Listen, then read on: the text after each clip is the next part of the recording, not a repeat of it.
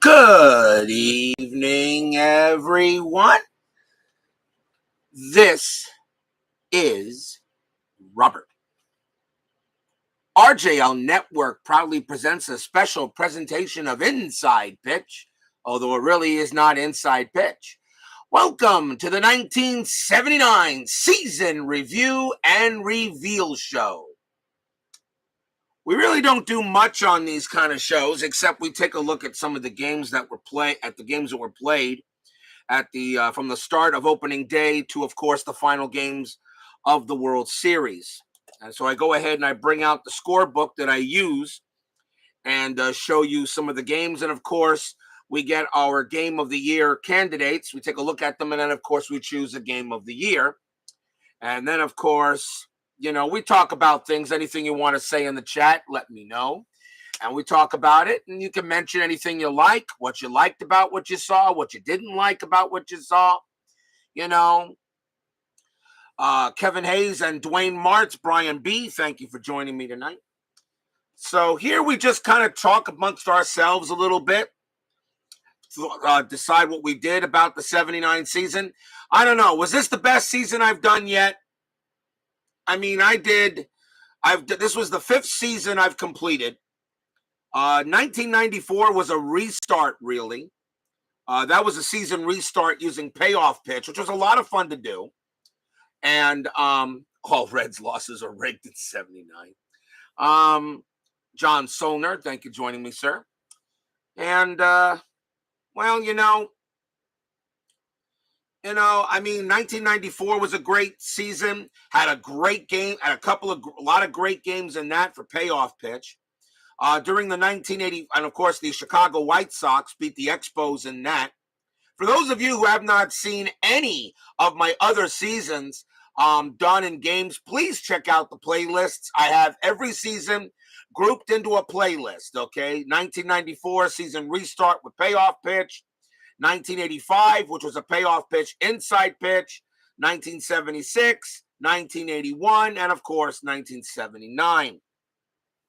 So, check out any of the games you might want to see there. If you have any favorite teams, in the video section of YouTube, you could just type a team name. I always put the team names in the titles. So, as like Reds, Mets, Astros, Yankees. So you can bring up all the Yankee games, all the Met games, all the Reds games, that you want to look at, see how they were played during those years, during what games I did. So you could go ahead and, check out the games you like, make a comment on it. If I made a mistake, which is a possibility, still making mistakes in inside pitch. I mean, I'm very good at it, yes, but it took a long time to get to it. Bears Den, thank you for joining me, sir. So, I mean, here, 1985 was a great year. The Astros won that series over the Yankees. 1976, the Phillies taking care of the Athletics. 1981, the Dodgers Yankees, which was so far the only World Series where they actually had the actual participants. The 1981 season I did was an inside pitch, was the only one that actually had the actual participants in that World Series, the Dodgers and the Yankees. The Yankees won that one in 81. And here we finished in 1979 with the California Angels winning it over the Houston Astros. I think every season has been excellent. We had a lot of great games in 79. We really had, we had a lot of great games in 79. So,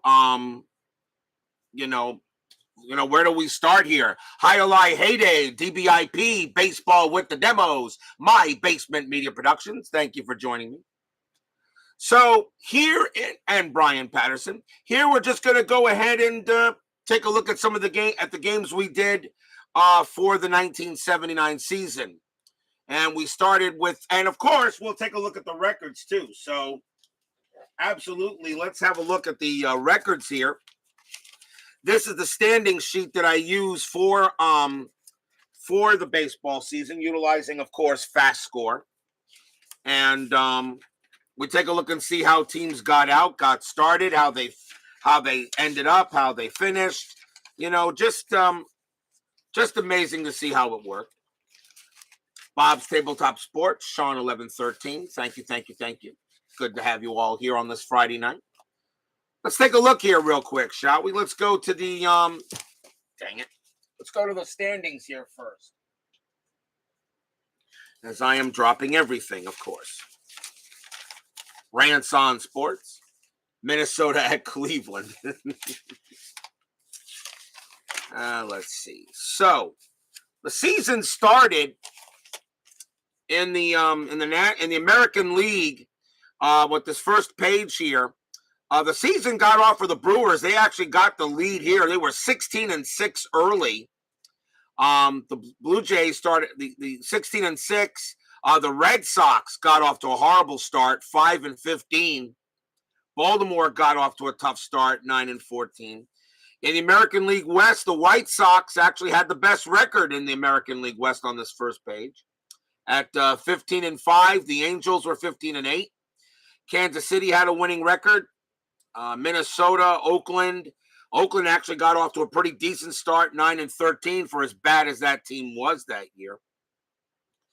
Mariners as well. In the National League, the Philadelphia Phillies led the National League after this first page. The Phillies were 13-7. Montreal was in second. The Cubs were in third. And look at the Pirates at 7-11. They got off to an early start. And my Mets, of course, were garbage that whole year, 7-11. In the National League West, the Reds got off to a great start, 15-6, and they were a heck of a team that year. Astros were good, 12-9. Dodgers and the Padres had 11 wins. Giants got off to a 10-13 start. The Braves were lousy that year. So a tough start there for some of those teams. But the Phillies got out to good starts. So let's take a look at some of the games here. Our opening day game was the Reds and the Giants, 10-5. A game between Vita Blue and Tom Seaver, which I thought would be pretty good. Remember how I choose games. I do a schedule block for all 26 teams here, at least in 1979. Every team gets seen at least once. Okay, sometimes twice, of course, due to I have to get other teams in there. But everybody gets to see every team, So every team gets shown. So we get to see as many of the players as possible. FastScore takes care of the rest. I got to admit, doing one game per 3 days of baseball is so much easier than doing one game per two, or even one game per one. One game per two, it's a grind. It really is a grind. One game per three really measures out good. We get about 2.5 months of regular season baseball, and then we get about a month and a half of postseason. And that really is pretty good. I think that's good. It's not a grind. Here I am saying, oh, God, another regular season game, big deal. Do I really want to play this? So that's why I decided to go ahead and go go to one per 3 days, and it really it shortens the season a bit, but it doesn't make it a grind, and it makes me enjoy it even further. Yes, the 10-minute ticker is longer, but still, we get through the regular season. Do we really want to do 162 regular season games? Of course not. So by doing one per three, and then doing one game per one of the final week in September, that really turned out to be pretty good. And we got some good games. Here, the Yankees shut out the Brewers 2-0 on April 7th. April 10th, the Astros get their win over the Dodgers. You had hooting against J.R. Richard. J.R. Richard here actually was, I think he went 2 for 4 in this game. Richard did very well. Toronto over Kansas City, 6-2. A win for Jim Clancy and the 13th here. Yeah, 162 is the grind of grinds. Here's our first game of the year candidate. The Chicago Cubs and the Montreal Expos. The Expos destroyed the Cubs in this game, 16-2, 22 hits for the Expos. And they just absolutely opened up a can of whoop ass on the Cubs. 6 runs and 7 hits in the first inning here, and just mauled the Cubs 16-2. And the Cubs went through all of these pitchers. Bill Spaceman Lee just went all the way and really couldn't stop here. So this is a game of the year candidate due to the 16-2 score. Baltimore beat the Yankees 6-2. Philadelphia beat my Mets 2-1. Not a bad matchup between Pete Falcone and Steve Carlton. Mets actually played pretty well. Actually had the lead most of the way here till the Phillies got 2 runs in the 6th. So a nice win here for the Phils.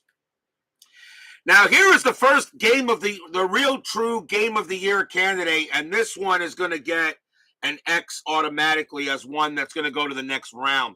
The Minnesota Twins against the Cleveland Indians, April 25th, 79. The Minnesota Twins get out to a 7-0 lead here in the top of the 5th, 6 runs, a couple of errors in the game. The Twins actually had 4 errors in this game. I believe that's the most errors in the season, I think, by one team.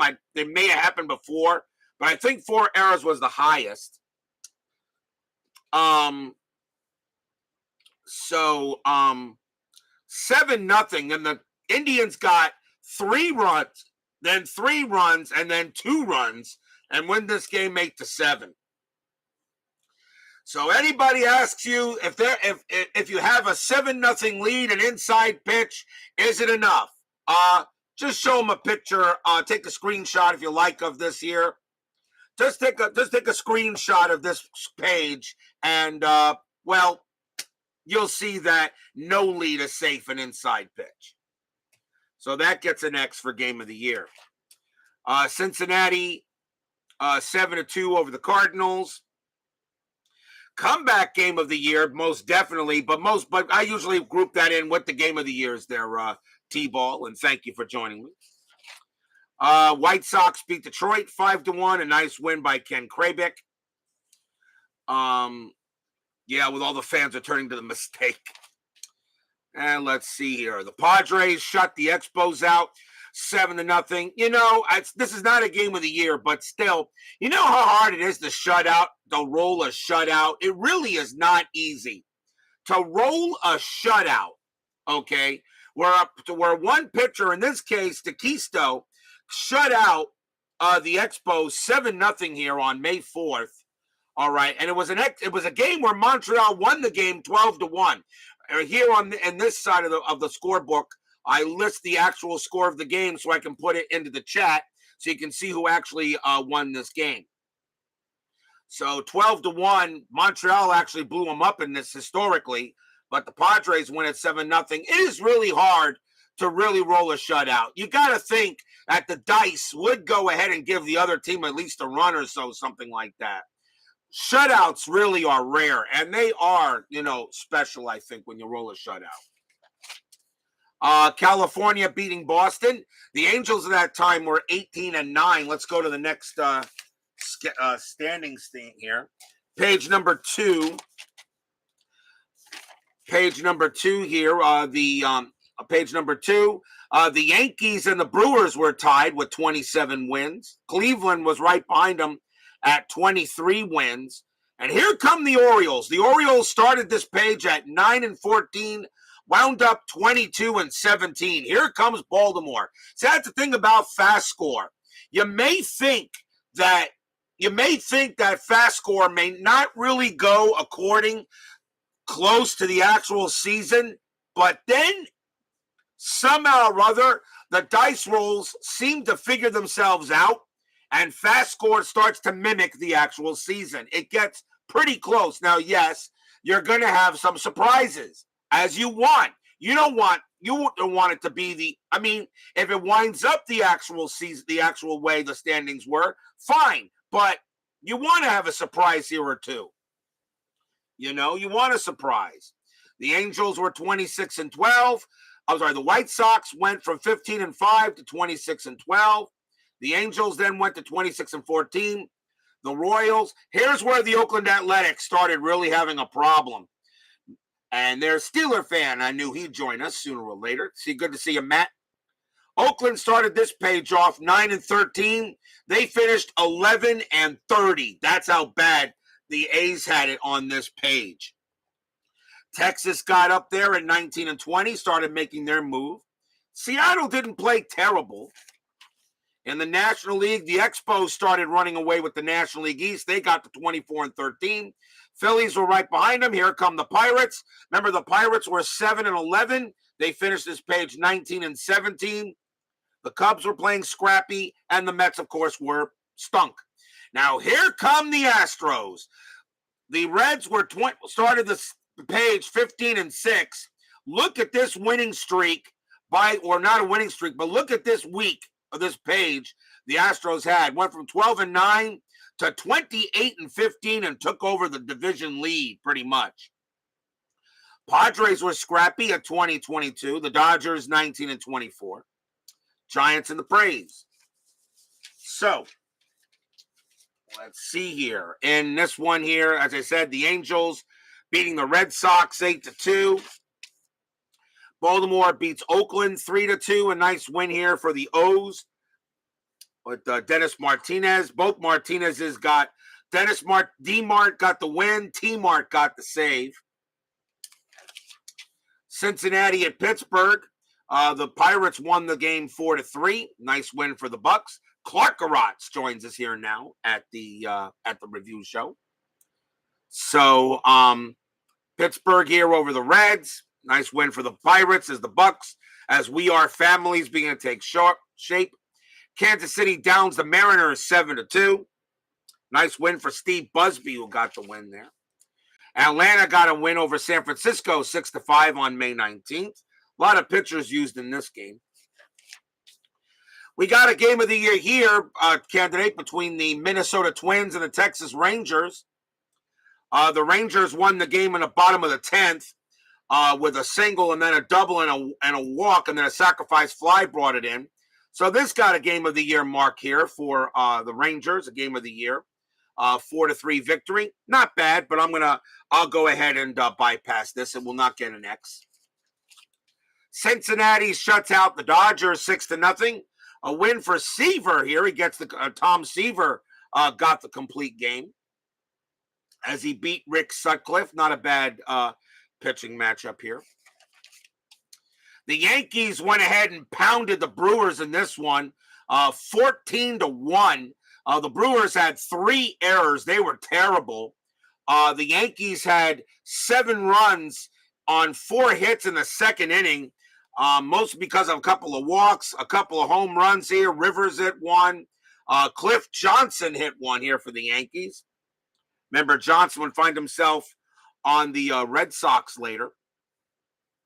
So the Yankees go ahead and pound the Brewers here 14-1. Then the Expos go ahead and pound the Phillies 11-1 the next game. A win for Scott Sanderson. He got the complete game over Larry Christensen for the Phillies on the 31st. Page 3 of the standings. Let's see. The Brewers started 27-14. They got to 42-18. The Orioles now got up to 35-24. Yankees are 36-23.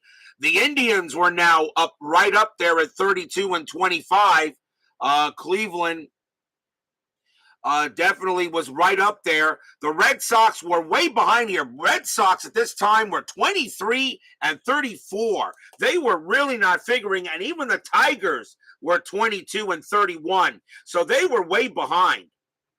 The Angels then started running away with the American League West. The Angels started at 26-14, wound up at 38-22. And now the White Sox, look at the White Sox drop. The White Sox were 26-12. At the end of this page, 30-28. They went 4-16 on this page. The Royals got back to 500 at 30-30.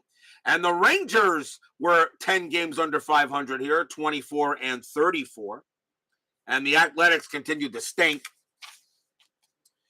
And for the National League, the Expos were running away with the division. They were 36-18. Really, no one was going to catch them. The Pirates had moved into second with 30 wins. Philadelphia at 29. Cubs were at 500, 27-27. And then in the National League West, it was between the Astros and the Reds throughout the rest, pretty much the rest of the year. Houston and Cincinnati would continue to battle back and forth. Cincinnati would be in first. The Astros would be in first. How many pages do I do to print for a single FastScore season? About maybe, I think, 20, 30 pages usually? Something like that. It's not as much, really. It's not that many pages. Maybe 30 to 40 pages is about it, depending, of course, the length of the season and how many teams were involved. Like, for instance, a season from 1956, they only had 16 teams, so and 154 games. That probably, I think that's like 25 pages, I think, for a whole year. But if you do 2021, 30 teams, 162 games, I think it's like 40 or 50 pages for that. So the National League West had the Astros and the Reds fighting each other out. The Dodgers and the Padres. The Dodgers were barely holding on to third. And I can tell you right now, it will no longer take the Dodgers with a losing record getting into the playoffs. That will not happen again. I've decided that even if I take the top 3 teams in each division or whatever, if that team has a losing record, it will not get in. I will modify the playoffs.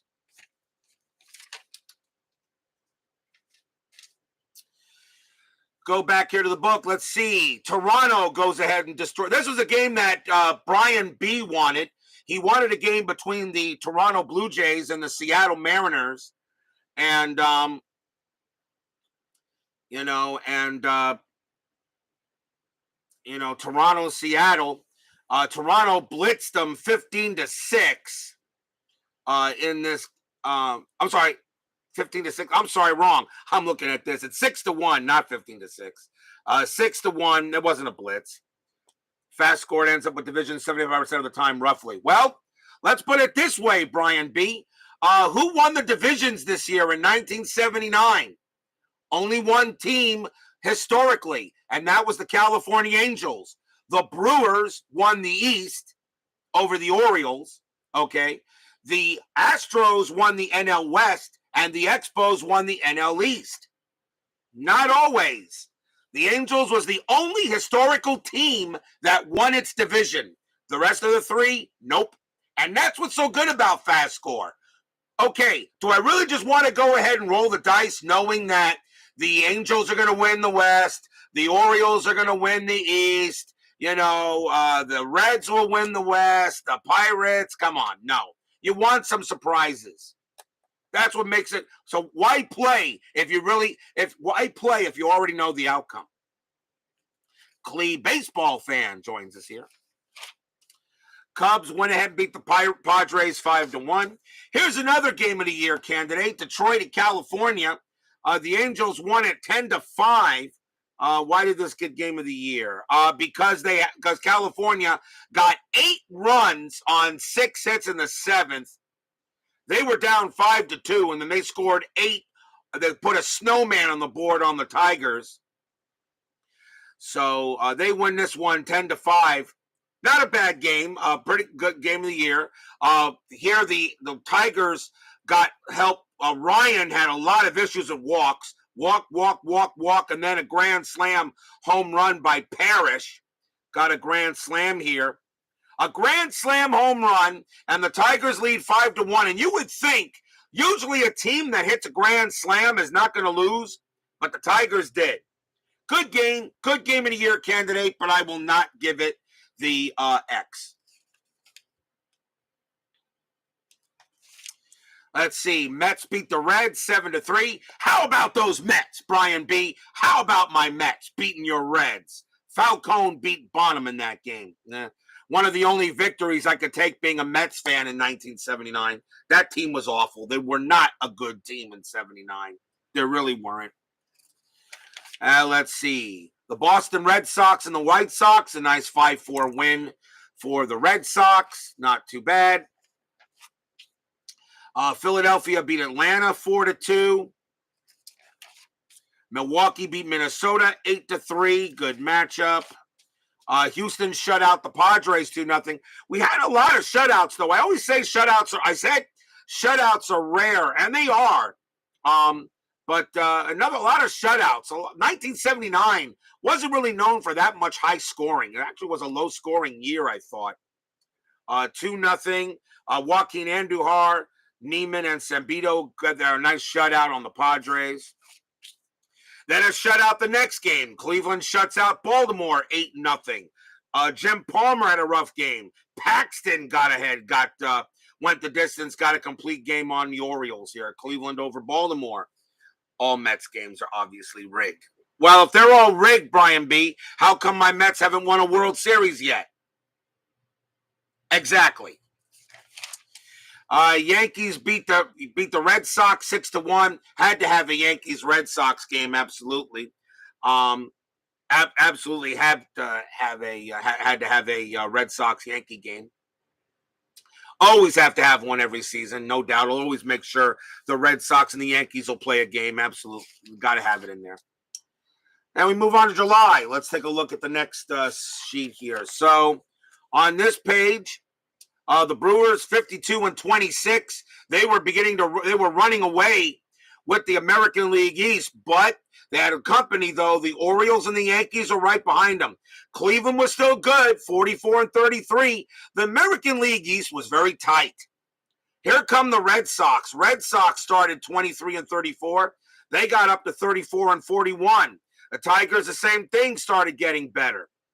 The American League East was pretty tight, and that was a pretty tight division historically. In 1979, 6 of the 7 teams in the AL East were above 500 and above. The only team that wasn't was the Blue Jays. The Angels 50-31, and they started running away. The Twins started moving up 41-34. The White Sox were still a game ahead. Game above 500. Kansas City was there. And now here come the Rangers a little bit. Now at 36-43. And meanwhile, the Oakland Athletics just continued to stink. In the National League, the Pittsburgh Pirates started getting a little close to the Expos. Here comes We Are Family. They were 3 games back of Montreal, 3 wins back. Philadelphia right there. The Cubs are now above 500. The Cardinals were still way below 500. They were 29-44. Interesting about the Cardinals. Houston and Cincinnati still fighting each other. Dodgers and the Padres and the Giants were still alive. Even the Braves are still alive to get 3rd place. But as I said, from now on, anytime I choose the top 3 teams or the top 2 teams or whatever in division, if they don't have a winning record, they will not get in. I will modify the playoff format. I will put in a team that does if it's from the other division. So I probably will be modifying. I will have playoff modification at the end of the year, depending on what happens. Of course, it's my league. I can do what I want. Cardinals and the Pirates, 3-2. Nice win here. The Pirates went ahead. Sacrifice fly won a ball game for the Cardinals here in the bottom of the 9th inning. The Pirates had a 2-0 lead, and the Cardinals came right back. Got a run in the 8th and run in the 9th. A nice game of the year candidate. McEnany got the win. Ticovey took the loss. Good ball game. Not too bad, but I'm not going to give it an X. It will. It's just a good ball game. A good ball game. Imagine 96 to an over 500 record. Such awful pitching. You want to try it? You want to try something there, Dragon King? With the Mets, try get the 1962 season or something and see if you can beat 40 wins with that Mets team. With the lovable losers. 7 to see here. Here we had a good game. Went extra innings. The White Sox and the Royals. Royals won it 5-4. Getting a 1 run on 2 hits in the bottom of the 12th. A good game here. A good game here between the White Sox and the Royals. Good matchup. Extra innings. Not bad. Good game. I'm not going to give it the X, though. Philadelphia Philadelphia goes ahead here. Let's see here. Philadelphia, a 9-3 win over the Giants in this matchup. They got a Game of the Year candidate. It was a crazy game, I think. Lots of walks. Yeah, a whole bunch of walks in the game. 1, 2, 3, 4, 5, 6, 7, 8, 9 walks, 10, 11. It was just a crazy game, I think, between the Giants and the Phillies. Good matchup, crazy game. I don't remember much of it, so obviously I can't remember much of why it was crazy or much. I'm just not going to give it an X. Texas over Kansas City, 10-8. Yeah, this was a good matchup. Texas had a, let's see here, 5, 6, 9. They were leading 9-0, and then Kansas City got 2 runs, 1 run, and then 5 runs in the bottom of the 8th to take an 8 to take a 9 an 8 to 9 an 8 to 7. There was, what was it? 7, 2, 3, 6, 9. Right, 9. It was 9-0, and they scored 9 runs here. Got 5 runs. Should be, what have I got here? 8. Let me see here. 2, 3. 2 plus 3 is 5. 6 plus 3 is 9. So 9-2, 9-3, 9-8, 10-8. Yeah, 10-8. Scored 5 runs here to make it interesting, but and thought maybe the Royals are going to make a comeback, but they didn't do it. So good game, very good game, but not a Game of the Year. Oakland at Boston, 7-3. Pittsburgh shut out the Astros, 1-0. Blyleven got that job done over Forsch. Poor Ken Forsch. What a tough loss last night against Frank Tanana for the Angels. Let's see here. Milwaukee beats Cleveland 5-2. Yeah, I don't really keep track of the stats. Just wins and losses. The only time I keep track of stats in the postseason, excuse me, just to get an MVP. Milwaukee, Cleveland 5-2. Oh, wait a minute. Didn't we have the All-Star? I thought we had the All-Star game, didn't we? Well, we had the All-Star game. 7-9. 7-9. Where is my... Oh, that's right. The All-Star game was done. We had the All-Star game. My Basement Media Productions gave me the... that's right. We had the All-Star game. I believe that was won by the National League in that one. I don't have the score sheet with me by the Guru, who created a special All-Star game for us. Had our All-Star game, 1979, held at the Seattle Kingdom. 5-2 Milwaukee over Cleveland. The Dodgers beat Phillies 3-1. And then we had an 11-5 win here for the Minnesota Twins, Game of the Year. Let's see here. At 3 in the top of the 9th.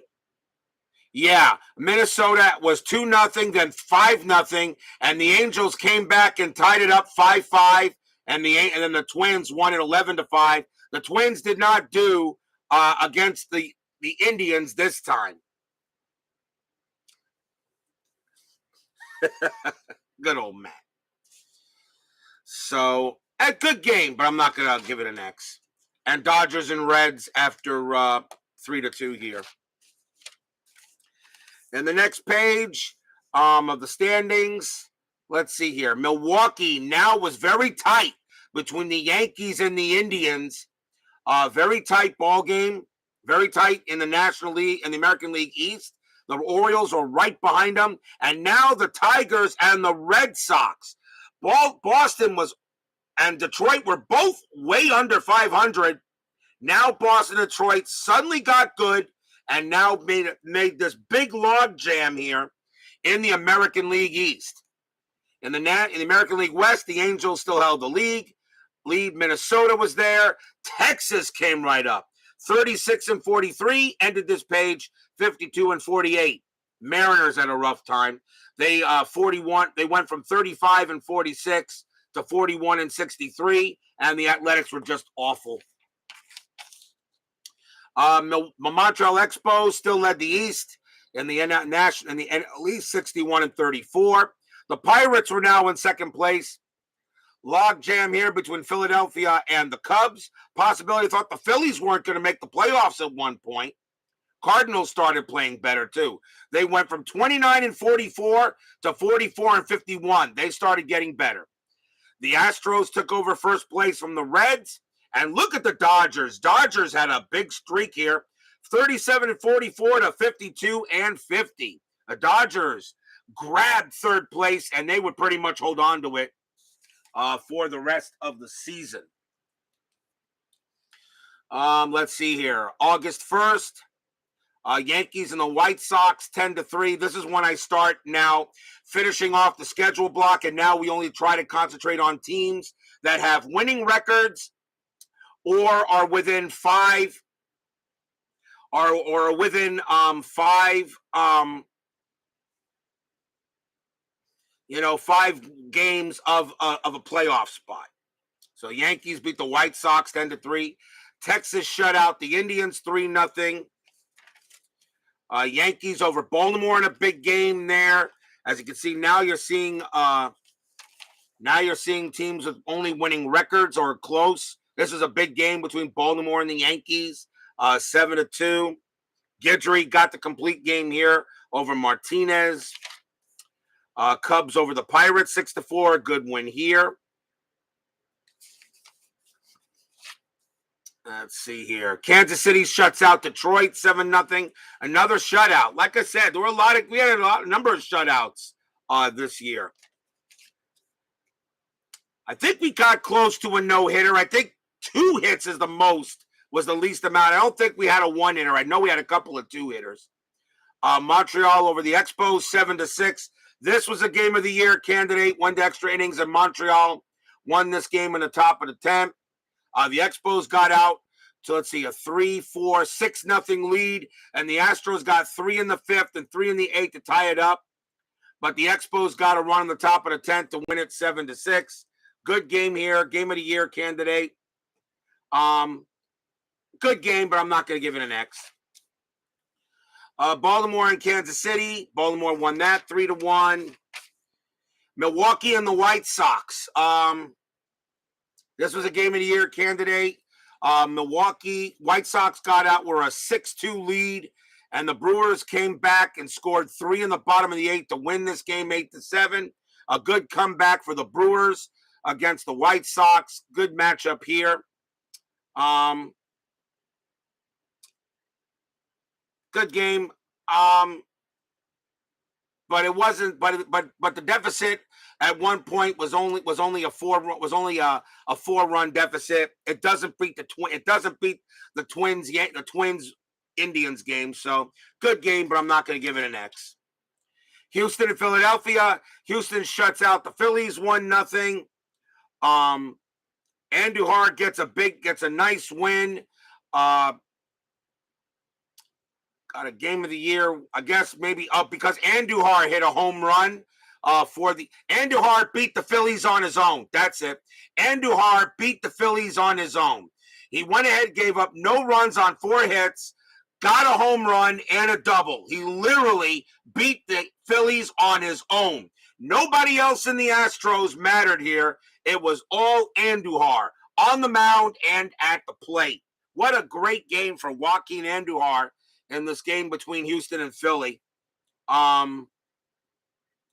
Good game, excellent game, well done, but I don't think that's going to take the lead. So, good game of the year candidate, but it doesn't beat the Twins and Indians. Yankees in Texas. The Rangers beat the Yankees 4-1 in a must-win game in late August. Good game between Tommy John and Fergie Jenkins. Chris DeMello joins us here. Cubs and the Dodgers. Cubs get a nice win over LA, 3-1. And then we move into September. Let's see here. Next page is 6 right here. So in September, the Brewers 74-51. They had a one-game lead on the Yankees. They were in second. The Baltimore Orioles were in third. The Indians, this is where the Indians started having some issues. At one point, they were 61-39, and they were tied with the Brewers here. They actually were in first place. The Indians at 61-39, the Brewers at 61-41, actually had a one-game lead, actually had they were tied for first. And then the Brewers went from the Indians went from 61-39 to 70-54. This is where they started losing some games. Yankees took over second place, and the Orioles had a 71-51. They were neck and neck. The Red Sox and the Tigers were trying to get back into this, but they were very far back.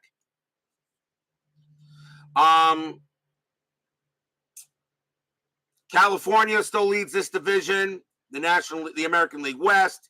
The Rangers now move into second place. As the Twins fall to third. White Sox. Remember, the White Sox started the season hot, and now they're under 500 here by page 6 of the season, 57-67. Kansas City Royals were under 500. The Royals were under 500 at this time. They were not even a playoff team yet. The Royals were 59-64. They were not a playoff team yet. In the National League East, the Expos were running away with it. The Pirates were in second. The Phillies were in third. Cubs in fourth. Here come the Cardinals. Now the Cardinals at 44-51 are now at 500 at 61-61. And yes, my Mets suck. The Reds now took over first place in the National League West. 77-49. The Astros were 73-52. The Dodgers were still at 500. They pretty much had a good hold on third place. I already pretty much knew the Dodgers were going to clinch third pretty easily, because San Francisco, San Diego, and Atlanta were just really not that good. And then we move on to page 7 real quick before going to September. So page 7, the Brewers got up to 89 wins. The Baltimore Orioles are now at 88 wins. The Yankees 83, but look at the Indians. The Indians at one point were right there, and they're now at 79-66. They've fallen behind here as everybody else started winning games. The Red Sox and the Tigers were both 76 wins. They were now in the thick of it. Boston and Detroit were right there now. They were still pretty far away for third place, but they were there. California, let's see, one no-hitter pitcher. Yep, you got those no-hitters. You can ask Steeler fan about who his favorite player is. That would be Bill Swift. He loves Bill Swift. Remember, Bill Swift is Steeler fans' favorite player. He loves him. Why? Well, just check out the 1994 NLDS between the San Francisco Giants and the Astros, and that'll tell you the reason. Just watch that, and you'll find out why Bill Swift is Steeler fans' favorite player. Baltimore, California. This is where I started keeping magic numbers. California at 86-60. They were beginning to run away with this division. Texas in second. Here come the Royals. The Royals 59-65. Now 70-76. Hoping that Robert thinks for the Astros, but no. What are you talking about? They won 7 games. Oh, my God. Montreal, the Expos really took off here on this page. They went from 76-43 to 95-45. This is how good the Expos were. They only lost 2 games on this page. FastScore gave Montreal so much help. They were the best team in the regular season. Pittsburgh here at 83-61. Philadelphia still right there. Cubs were still there. Cardinals are now above 500. See, St. Louis was below 500. Now they're above 500. The Reds and the Astros here on this page already clinched playoff berths. Cincinnati, look at this. The Reds, on this page, they were 89-57. The Astros were 84-61. The Reds had a 5-game lead on the Astros to win this division and avoid that wild card playoff game. But such was not to be for the Reds. Moving on to September, California over Cleveland 12-2 in the games that really start to matter. Pittsburgh beats the Cardinals 12-9. Game of the year candidate, a lot of big game of the year candidate. Pittsburgh scored 6 runs on 6 hits here. This game pretty much went back and forth. This had a lot of lead changes here between the Pirates and the Cardinals. Every time the Cardinals are on the board, it's always a crazy game. Only kick me while I'm down. So, this is where this lead changed back 3-2, 3-3, 4-3, 4-3, 6-4. This was a good game. This is a very good game right here. Pittsburgh 3-2, 3-3, then 6-4, then it was 8-4, and then the Pirates went ahead and got 6 runs in the top of the 7th and took this lead, and then scored, 10-8. And then they went ahead and won this game 12-9. Crazy game here between the Pirates and the Cardinals. Crazy game. Got a lot of lead changes. Definitely a game of the year chance. I'll go ahead and give that an X. That was a crazy game. Mike Eisenberg joins us here.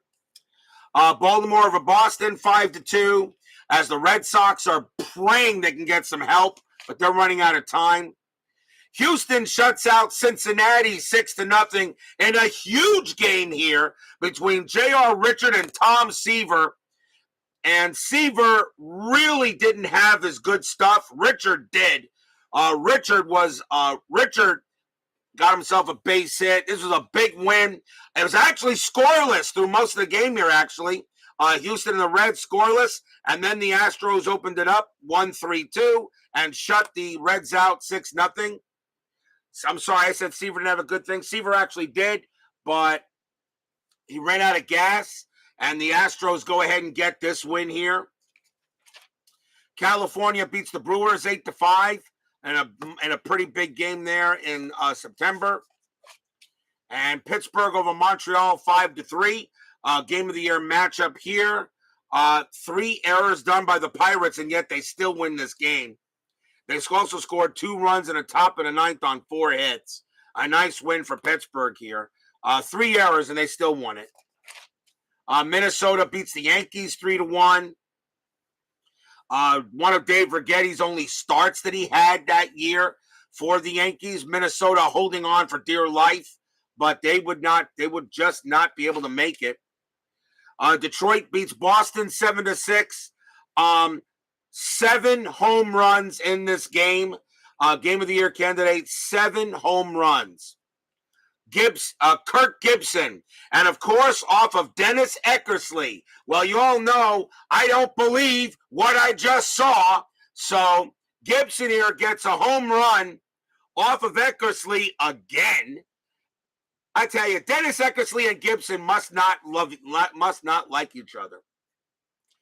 Home run for Thompson, home run for Wackenfuss, home run for Fisk, home run for Dewey, home run for Lynn, home run for 2 home runs actually for Fisk.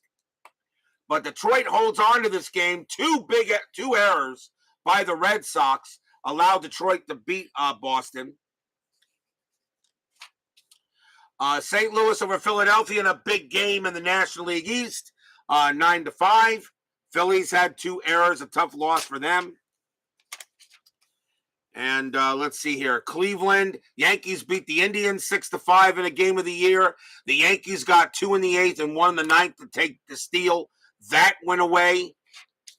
Kansas City beat California 5-1 in a preview of the American League Division Series between those two. And a rematch between Cleveland and the Yankees. Cleveland gets that win 5-2 on the 27th, 28th. Pittsburgh over the Cubs 5-4. And Minnesota beats Milwaukee 4-0 in a big win there on the 29th. Montreal over Philadelphia 3-2. Nice win here. And this was a game of the year candidate. Kansas City and Texas. Now we go to the playoffs. Let's take a look here at the final standings here. So the Milwaukee Brewers, because the Baltimore Orioles did not play, they only played 159 games that year, the Orioles. One of the reasons why Baltimore just didn't do it. So Baltimore just misses getting in there, and Milwaukee will win the division by one win. The Yankees get in. Cleveland was removed or didn't make it. California did win the division. Texas wrapped up second. And the Kansas City Royals wind up just taking it from third for Minnesota. So Kansas City got in there. Remember, the Orioles didn't. There were 3 games they didn't play. Who knows what would have happened if they did? And no, I do not add games. It just is as played, and that is it. Montreal ran away with this division. They clinched it a long while ago. Pirates did win second place, and they would host their wild card game against the Cubs, who barely got it over the Phillies. Cardinals just missed as well because of the tie because the Cubs won and the Phillies and Cardinals didn't. Cubs got in. If this was a 3-way tie, the Cardinals would have got in by virtue of board record. They had the best record on the board. They were 2-2. Everybody else was 2-4. The Astros, yep, here is where Brian B. doesn't like it. The Reds were 89-57, and the Astros were 84-61. The Astros go on a big winning streak, and they finished 98-63. And the Reds 94-68, and because the Astros own the Reds, the Astros only played 161 games, they clinched automatically right there. The Dodgers at 75-87, top 3 teams each division. A guy wrote in the comments said you really shouldn't have done that, and I first said my game, my rules, but then I thought about it. I said, you know what? Truth be told, the Dodgers at 75-87 should not have gotten in the playoffs. That should have went to the Cardinals, who were 84-77, because there was 84. What were they? 84. I didn't know it. I didn't write their last one in there. 84-78. 84-78, tied with the Phillies, but they had the better board record. The Cardinals should have gotten in. Then the Cardinals should have played the Cubs in a 1-game playoff. The winner there would have probably played, and I probably would have went back to my old style of doing things. And I'm going to do that as well when I do divisions again. I'll reseed them. 6 plays the 5 in a 1 game, and the 5 will play the 4 in a 1 game. The 3 automatically plays the 2 in the division series, something like that. I'm going to change up the playoffs again. Either way, it worked. But yeah, the Astros literally stole that division from the Cincinnati Reds. They just could not get a break. The Reds just fell apart. So now we go to the postseason. And this is where some of the games were amazing. The American League wild card, Kansas City, American League West wild card, Kansas City and Texas. This went 13 innings, and the Royals beat them 6-5, 19 hits over 12 hits. What a crazy game this was between Kansas City and Texas. Went 13 innings, and I really didn't think this game was not gonna make it, but a big win for Kansas City to knock out the Rangers. National League wild card, the Chicago East wild card. The Chicago Cubs had nothing for the Pirates. Pirates took care of the Cubs 6-1 with no problem. Jim Bibby got himself a home run in this game against the Cubs. Nothing there. Nothing really out of there. Just a tough loss. Moreno got hurt, but he would be back. He was out of the game, but that was it. Another crazy game, the Dodgers and the Reds. This is the game that Brian B. loves. He loved this game of the year. The Dodgers and the Reds.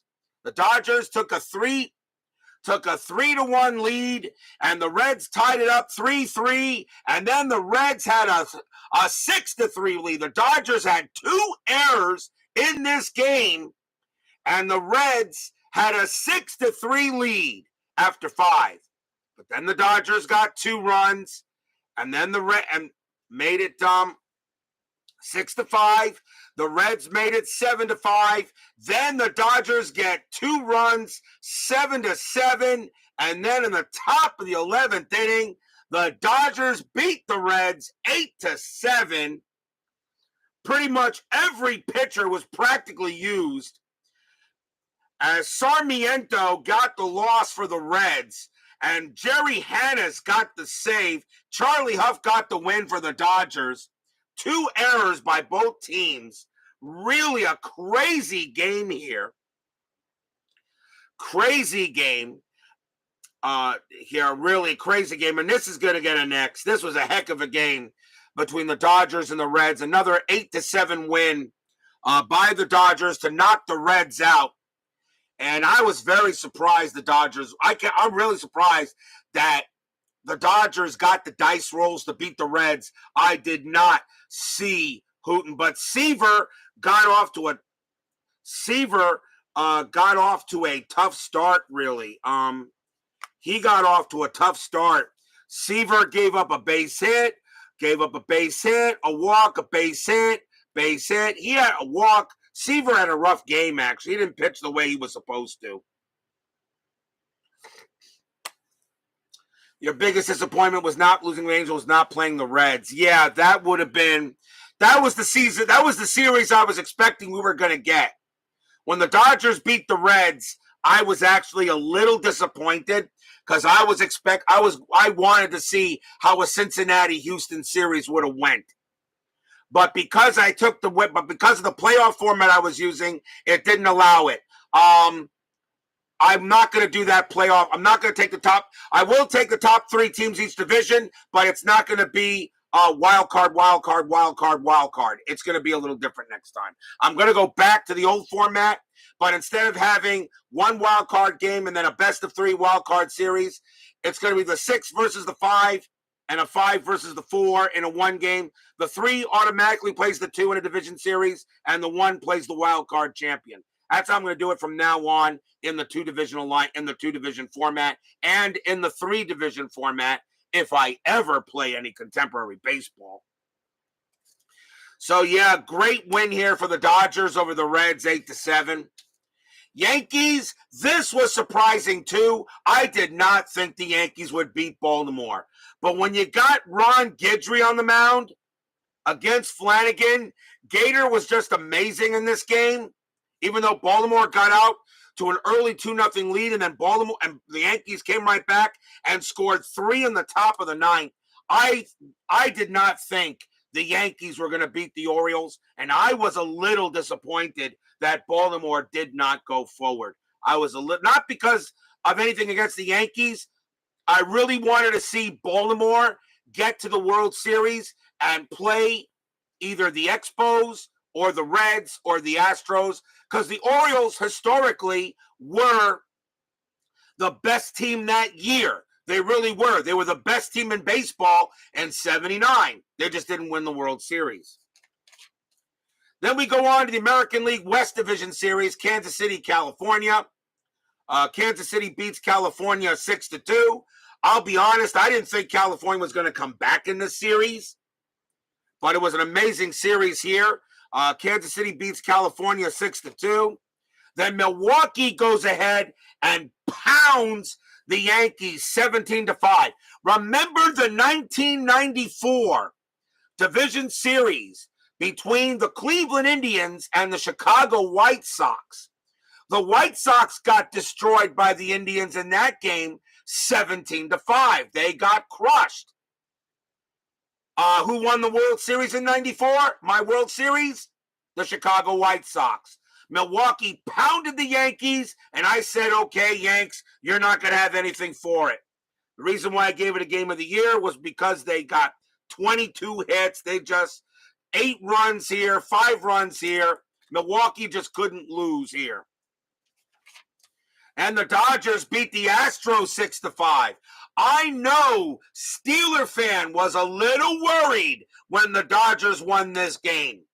When Sutcliffe beat J.R. Richard. Richard had a rough game. Walk, walk, single, single, double, walk, single. He had a rough game. I know Matt was a little worried with the Dodgers beating the Astros in this game.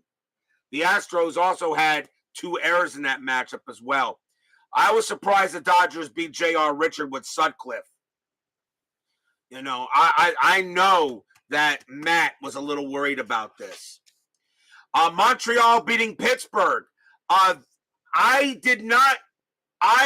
thought this would be correct. According to the cards, the Montreal Expos had the best team. Even though the Orioles, had the best record. But the way the cards were set up, in bullpen and hitting, the Expos really had the best team. Problem with Montreal, the starting pitching. That is what doomed the Expos in the National League Division Series. Starting pitching. It really wasn't there. It really wasn't there. Nice win for Montreal, for the Expos. Then Kansas City beats California 3-2. Remember, Kansas City had a 2-0 lead on the Angels in the ALDS. They led this series 2-0. And then the Brewers led this series 2-0. Both ALDSs were 2-0. All right. 2-0. Each one. How did the Brewers and how did the Royals lose these games? Well, then I had to go to another book because I ran out of paper on that one. So now we go to this. So then in game 2 of the NLWDS, the Astros came back and beat the Dodgers here 8-7 in a must-win game. Dodgers this was amazing here. This was a great game. Dodgers got 2 runs on the top of the 9th, and the Astros won it on a single in the bottom of the 9th to win 8-7. A big win for the Astros. They couldn't go back down 2-0. I don't think so. But then again, everybody else was. And then Pittsburgh shuts out the Expos. Steve Rogers had a rough game. The Candyman did well. And Pittsburgh shuts the Expos out 6-0 in a good game there in the other NLDS. Now California goes here. 9-8. 9-8. California almost had a 6-0 lead, an 8-0 lead. And then Kansas City, 8-3, 8-6. 9-6, and then Kansas City could have just did it, but they did not. Got 2 runs, not 3. Lost 9-8, and the Angels made the series 2-1 in Kansas City. Yankees over the Brewers 6-4 in their game. The Astros beat the Dodgers 7-2. This time I figured, okay, Houston will probably be okay. I don't think the Dodgers are going to be able to get into this back again. And then Montreal at Pittsburgh. What another crazy game here. A must-win game. Series tied at 1, and Pittsburgh wins it in the bottom of the 11th, 9-8. Big win here for the Pirates to take a 2-1 series lead on the Expos. Then we go on to the game 4s. California. Again, the Kansas City Royals had a 4-0 lead. But California 3-3-5, and they win this game 11-7 to tie this series up at 2. Game of the year candidate. Yankees go ahead and win in the bottom of the 11th inning over the Brewers 3-2 to go ahead and tie that series up. And the Astros 6-5. They go ahead and beat the Dodgers in 4 games. They win it here. It pretty much was a foregone conclusion. Thought it was going to be close, but then the Astros came in with 2 and then 1. And the Astros beat the Dodgers 6-5, and they move on to the NLCS. And then the Pirates knock out the Expos 7-3. I'll tell you, Montreal, I was so disappointed in the Expos. I really thought they were the best team according to Inside Pitch. It looked like they were from the cards that I was looking at and the stats. But the Pirates go ahead and knock out Montreal, and they move on to the NLCS. Then we had 2 Game 5s. And we had 2 Game 5s in the ALDS. California goes ahead and beats Kansas City 3-2 to move on. And then, of course, there was that game.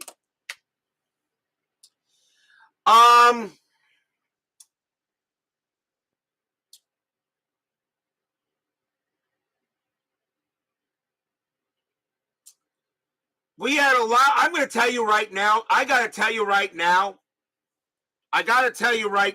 but as much as some of the great World Series games we've had between the Angels and the Astros, and we had some great walk-off home runs and everything like that, but I got to tell you right now, I'm going to give it to you at this moment. There really is no doubt. Getting the Game of the Year win and the nomination, and I'm going to give it to it right now, has to be this one. Game 5 of the ALDS between the New York Yankees and the Milwaukee Brewers. It's got to be the Game of the Year. It's got to be. Brewers tied at 1. The Yankees got 1 run in the 3rd, and the Brewers got 3 and led 4-2, 5-2, 6-2, 7-2, and they were done. Yankees were done. And here you go, the top of the 9th inning. Gamble grounds out to short. Golden grounds out. I'm sorry, not Golden. It was a pinch hitter. I know it was a pinch hitter. I forget who it might have been. The pinch hitter was a pinch hitter for Narin, and he grounded out, and it was done. 2 outs. 2 outs. 1 stinking out is all the Brewers needed to move on to the ALCS. That's all they wanted to do. That's all they had. 1 stinking out. That elusive final out. That's all the Brewers had to get. 1 out. That's all they had to get. 1 out. Walk to Bucky Dent. Single to Willie Randolph. Mercer gets a double. Gets a double and scores both runs, and it's now 7-4. Piniella gets a double, 7-5. And then Reggie Jackson. And coming on to pitch for the Brewers was Moose Haas. I took out Augustine and put in Moose Haas. And Haas served him up a friggin' meatball, and Jackson sent it out. Tie game, 7-7. We've had comebacks. That Twins-Indians comeback was big, but this beats it because of what this game meant. That was a regular season game. This was a playoff. This was Game 5 of the ALDS. And then it goes into extra innings, and the Brewers got base runners, but couldn't get them on. Even an error. Couldn't get them on. And then on comes Galasso and Mitchell, and then home run, single. And the Yankees get 3 in the top of the 14th inning, 10-7, 36 hits, 2 errors. I'm going to call it right now. This is your game of the year. Period. I've actually watched the replay of this a number of times to make sure if I didn't do anything wrong or make a mistake in the gameplay. I did not. Maybe I shouldn't have brought in Haas. Maybe I shouldn't have brought him in or whatever. I don't know. But just because we never know how the dice are going to roll. That's the one thing about inside pitch. In other games, you know if you roll the dice kind of high, you know that's going to be an out. All right. You know, like if you roll a percentiles like in the 60s or 70s or something like that, you know it's probably going to be an out no matter what the pitcher card might stay. In inside pitch, you have to read the cards because every card is different. They may work on a 6-6. They may get a 6, it may work on a 6x6 matrix, but you have to read every single card you play. You can't just say, oh, it's an 11, it's a home run. Oh, it's a 66, it's a home run. No, you got to read the cards. You got to read the cards. And that's what makes inside pitch so exciting. Every card is different. That Chris Davis does it. This is your game of the year. That's all. The Yankees, California beats the Yankees 6-0 in game 1 of their ALCS. As California gets it here. Houston beats Pittsburgh in game 1. J.R. Richard beats Bibby. Richard now pitches the way he's supposed to. He shut the Pirates out. Richard only did a 3-hitter. California shut the Yankees out 1-0. Look who got the shutout. Dave Frost beat Tommy John. Got the shutout 1-0. A 2-hit shutout by Frost. 2-hit shutout. Pittsburgh then beat Houston 6-3 to tie that series up. A win by Keeson over Negro. A good win here.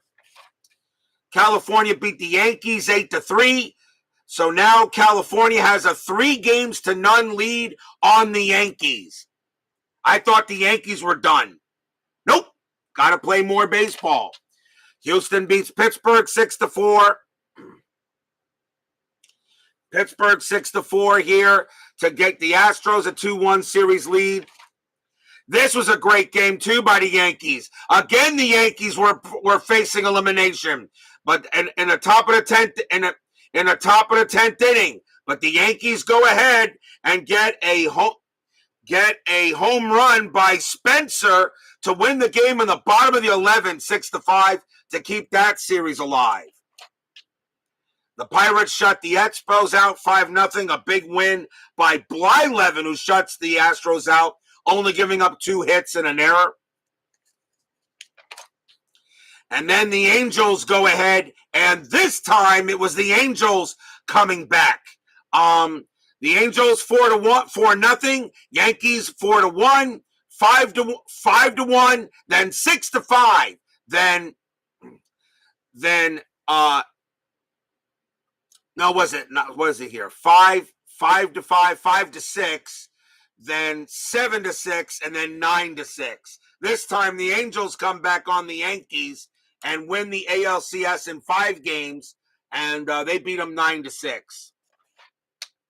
And the Astros win 6-3 in Game 5 of that series, tied at 2. And then the Astros eliminate the Pirates 3-1 in Game 6 of the NLCS. So we have an Angels-Astros World Series. I got to tell you something. I didn't think the Angels would beat the Astros. The way the dice were rolling, and the Astros really looked like they had the better team, I really didn't think the Astros would lose this series. Game 1, California wins the first game 2-1. I said, okay, Nolan Ryan beat J.R. Richard. I said, okay, maybe I'm wrong here. And the Astros go ahead 6-0 on the Angels behind Joe Niekro with a big 5-run bottom of the 8th to get a lot of insurance here. Game 3, 7-1 on the Angels. The Astros had outscored the Angels combined the first 3 games. What is it here? 14-3. But then the tide turned.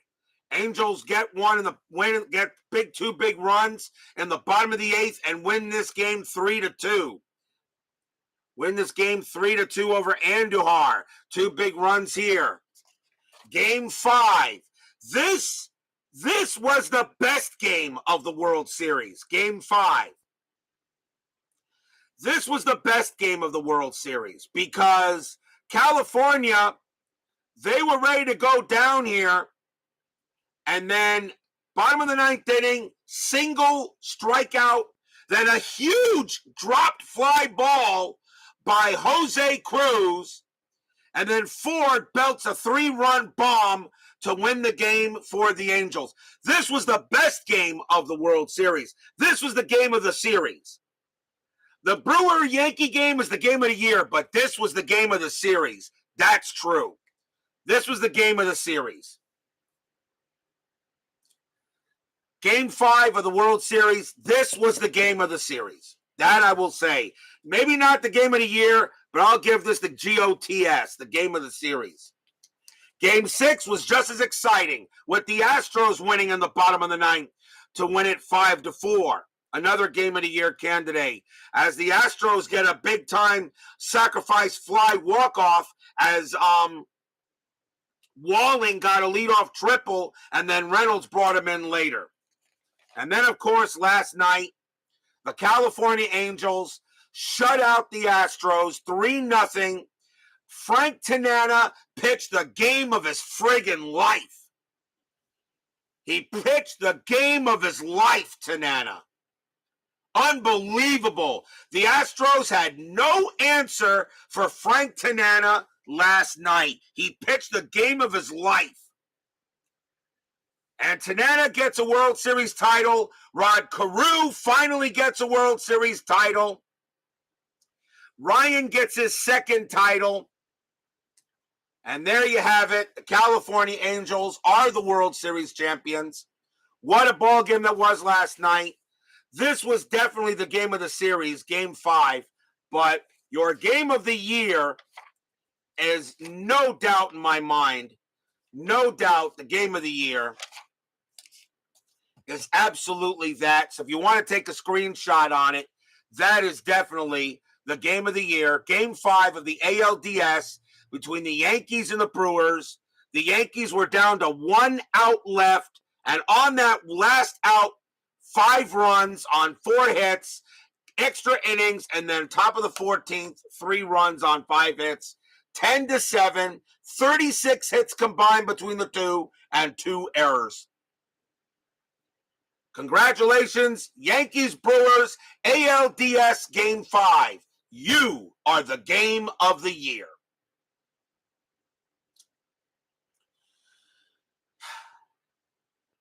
So I hope you guys enjoy. I hope you did. And so this is your game of the year for 1979. And as I now speak to you, as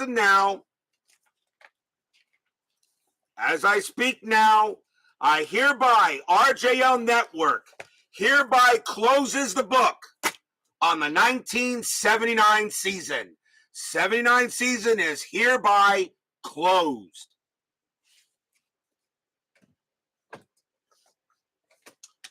It is time to find out what the next season will be. And we had a very close vote. It is now time to reveal the next season here of Inside Pitch. It will begin July 18th. I'm taking some time off from Inside Pitch Baseball and got to rest the voice. Of course, you guys know I will do. Brian Patterson. Of course, I will do some other stuff, War Games, Marvel Champions. For those of you who are not interested in it, I completely understand. I look forward to seeing you in the next baseball season. But until then, I got to take some time. So, let us once again reintroduce the 4 seasons that were selected by the selection show. 1961, 1982, 1992, and 2011. So, which season are we going to play? Which season made it?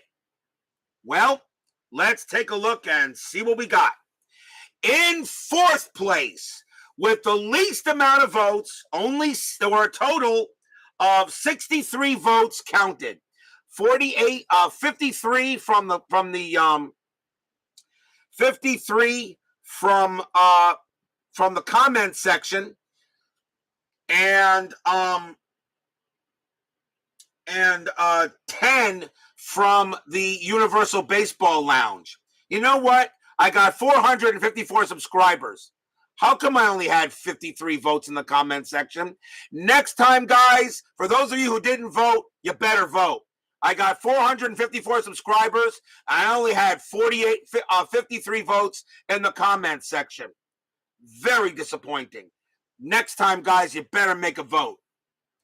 Anyway, because if you wanted your season there, you had to vote. It was a very, very closest ever for a selection show.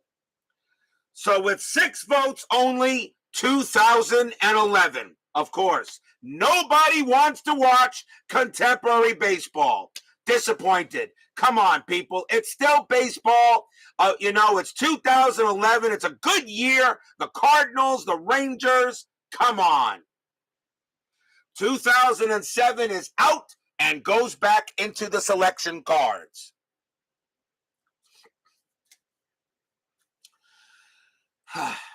In 3rd place, with only 10 votes, was 1982. I kind of understood the reason why. 1982 is only 3 years away from 1979. And yes, I did ask you guys to maybe choose a different era. Plus, Baseball with the Demos, David Baseball Demos, really just did the 1982 season in Stratomatic last year. I kind of understood why 1982 wasn't chosen. It's still a great year. I would still love to play it. Remember, I'll play any season, all right? But 1982, with only 10 votes, did not get in. It is out, and it will go back to the selection cards. Now that leaves these two, 1961 or 1992. Closest vote in the history of the selection show. It was actually going back and forth, but it was that close. 1 vote made the difference. It was a 1-vote win by 1 season. Receiving 23 votes and 2nd place compared to the 24 votes of 1st place. Receiving 23 votes and missing the next season by 1 vote. 1992 does not get it. It loses by 1 vote. 1992 will go back into the selection cards. Therefore, the next season of Inside Pitch will be 1961. We're going back in time. 1961.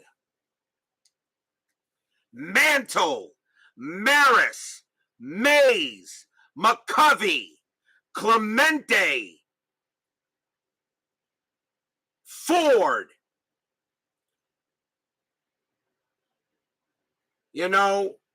Robinson.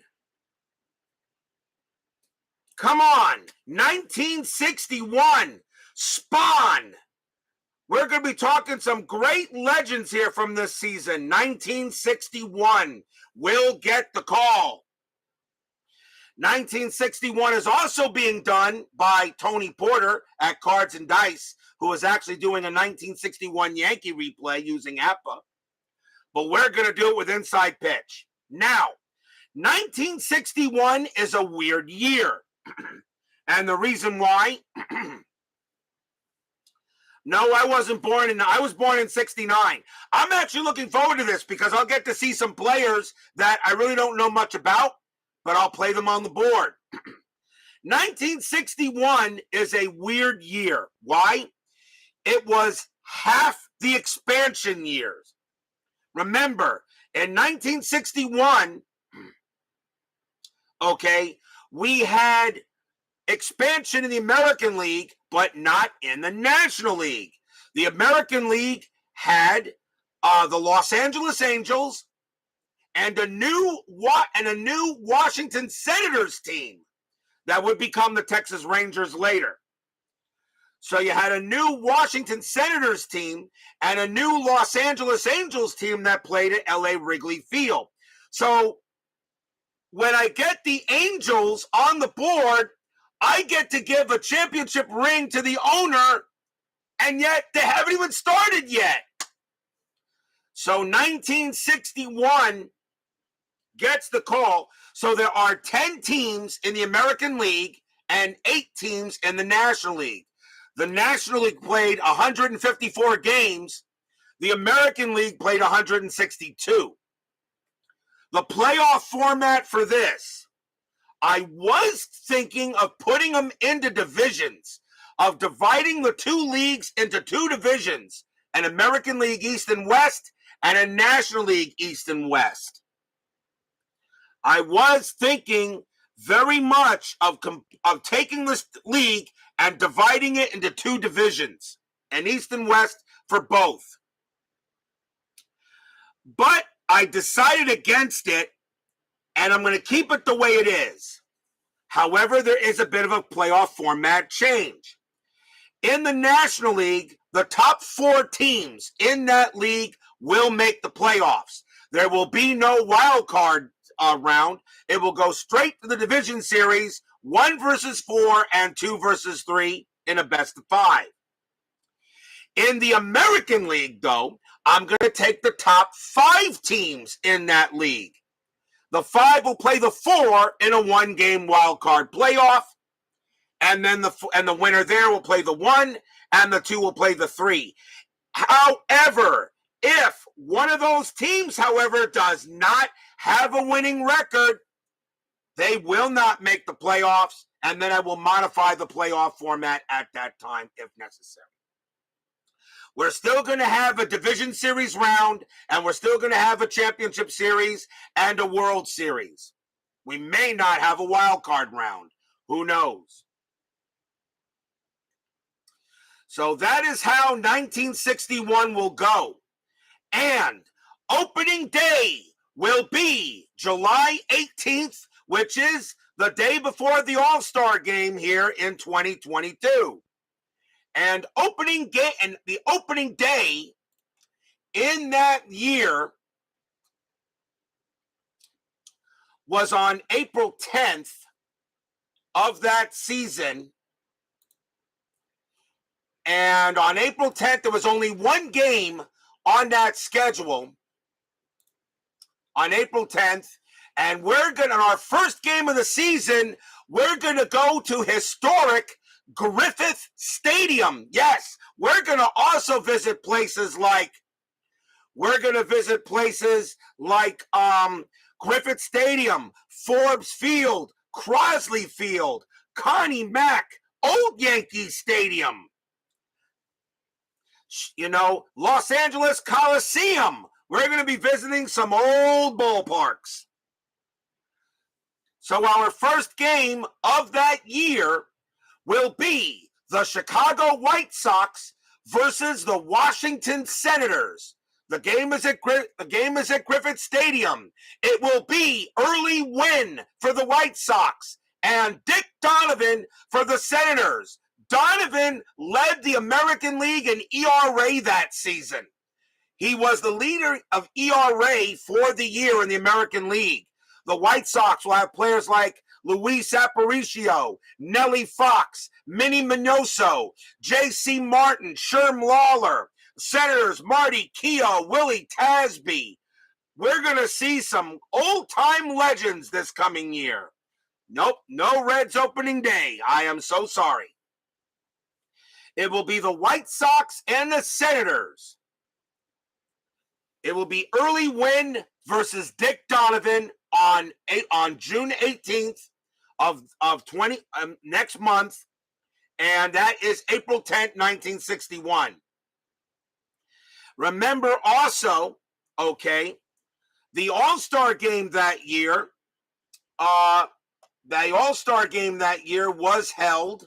They had two All-Star games, actually. Remember, in the mid-60s, in the 60s, they had two All-Star games. They had one at Fenway Park, and they had one at Candlestick.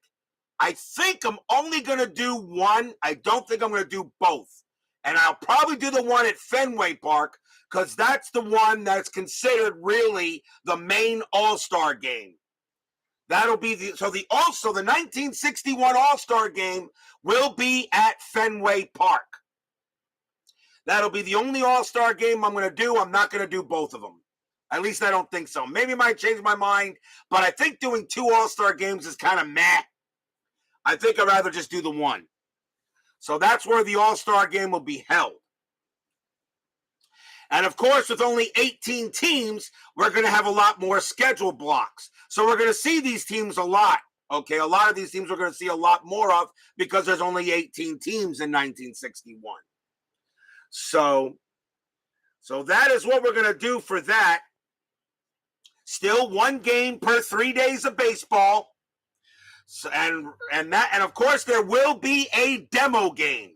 So yes, people, I will still do a demo game the week before opening day. So that means if July 18th is opening day on a Monday night, I'll probably do a demo game on July, let me see here, it'll probably be July 10th.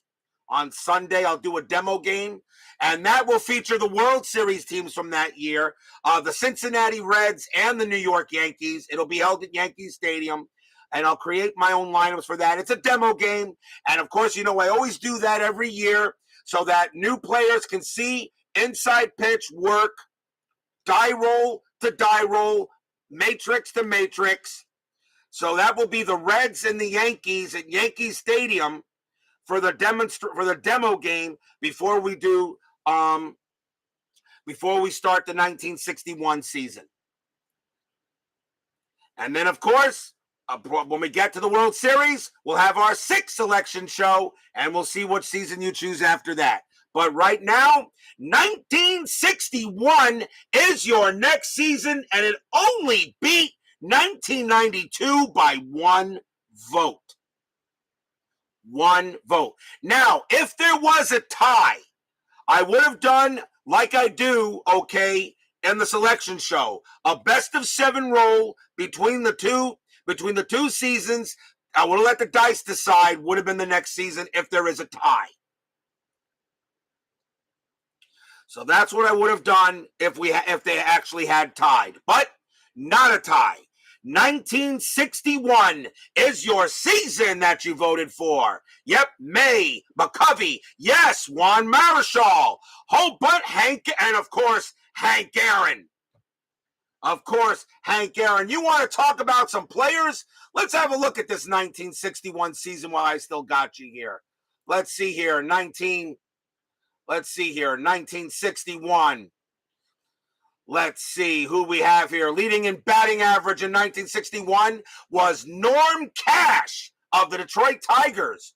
Roberto Clemente right behind him at a .351 average. Elston Howard, Veda Pinzone, Ken Boyer, Wally Moon, Hank Aaron, Al Kaline, Frank the Ambassador Robinson, Mickey Mantle, Orlando Cepeda, Eddie Matthews. Holy cow.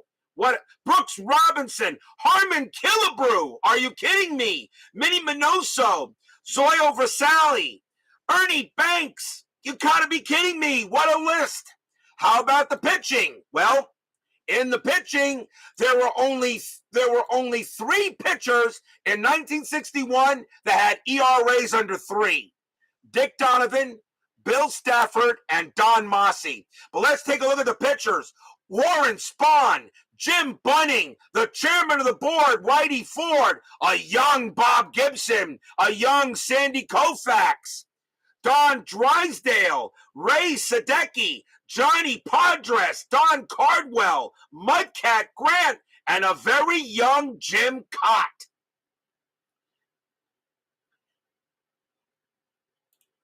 How about these guys? And then, of course, now, is there one player, and I got to look at this myself, but I think he was on the playoff roster. I think he was on the team, but I got to make sure. Maybe he didn't make it. No, he didn't make the playoff roster. But there is only one player on the California Angels that will actually get a ring. He was still on the team, even though he didn't get on the playoff roster. Only one player in 1961 was on the Angels in 1979. And that player played for the Dodgers, and it was Willie Davis. Willie Davis is the only player in 1961 that will receive a championship ring for the 1979 Angels.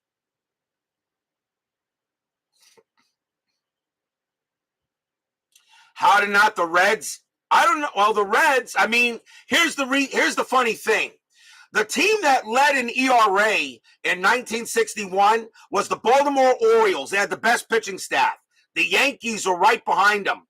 The Cincinnati Reds were 6th in ERA with a 3.78 ERA. Okay, but you want to know why the Cincinnati Reds still made the World Series? Well, let's have a look here. How about Frank Robinson, Veda Pinzone, Wally Post, Gordy Coleman, Gene Freese, Leo Cardenas? You had a pretty good lineup. Okay, in 1961. The Cincinnati Reds in 61 in batting, okay, the Reds were 3rd in the National League, third in the National League in batting with a 270 average. Okay, that's one of the reasons why the Reds actually made the World Series. But of course, 1961 means no Mets. I have no Mets to roll and no Astros or Colt 45s. So I don't get to see my Mets, and we don't get the Astros, no Padres, no Expos, but we do get the Los Angeles Angels, and they will get it, and the owner will get a ring for something that won't happen for 18 years. So there you have it, everyone. 1961 is your season. Opening day, the White Sox and the Senators on April 10th, 1961. Early win against Dick Donovan. That will be your opening day game. Yeah, I get to see a few Mets players before they were on the Mets. That is true there, T-Ball. And that is your opening day game. The All-Star game, I will play the one in Fenway. I'm not going to do the one in Candlestick. Just the one in Fenway, because that's considered the real All-Star game. The second one was considered for charity in Candlestick Park. So I will do the Fenway Park All-Star game for 1961. So, and that is what we will have. Oh, by the way, one thing about 1961, there was a very young Red Sox making his first ever appearance. Who played for the Red Sox in 1961, his first season? Who was that? Can any Red Sox fan name who played for the Red Sox in 61 in his first year? Can anybody name the first? There he goes. Brian B. got it. Carl Yastrzemski, 1961 was his first year. 1961 was the first year for Yaz as a Red and for the Red Sox. So that was his first season. We'll get to see the Red Sox. We'll get to see some old logos and some old baseball teams as well. So, all right, 1 hour and 39 minutes. I'm done. I actually got to work tomorrow. Steeler fan, Clee baseball fan, T-Ball, Brian B., Kevin Hayes, DBIP, Jim Connell, Philip Reynolds, My Basement Media Productions, Yankees Bob 7, John Solner, Brian Patterson, Highlight Heyday, let's see here, Mike Eisenberg, Chris DeMello, Clark Arotz, Dragon King 1, Clee baseball fan. Let's see here. Sean 1113, Bob's Tabletop Sports, Baseball with the Demos. Dwayne Martz, thank you all for joining me tonight. Please leave a like on your way out to the turnstiles. Subscribe if you're not done so. And that is correct, Kevin. But he's doing a Yankees 61 replay. I will be the entire league, but that is correct. For those of you who want to check a little 1961 action, check out Tony Porter at Cards and Dice. As I said, please leave a like on your way out to the turnstiles.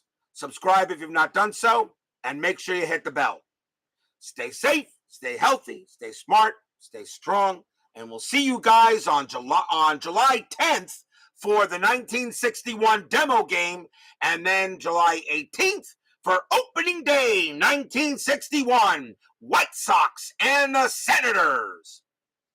Early win against Dick Donovan. We'll see you guys.